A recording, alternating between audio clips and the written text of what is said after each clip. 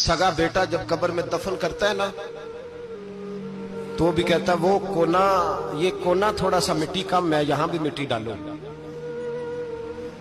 पहले लोग रोजाना जाते हैं, फिर हफ्ते के बाद, फिर महीनों बीत जाते हैं।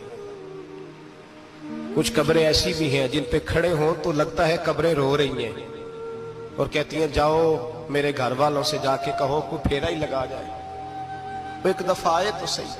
कोई मिट्टी नहीं डालता। बादशाहों की कब्रें रोती हैं, सरमायादारों की कब्रें रोती हैं, कोई जाता नहीं। इतने इतने मोटे सुराख है कब्रों में। आप अपने शहर के कब्रिस्तान फिर के देख लें, सुराख है। ओ भाई, हजरत मौला अली शेर खुदा कब्रिस्तान गए तो पहले रोने लगे, फिर कहने लगे कब्रों वालों क्या हाल है तुम्हारा?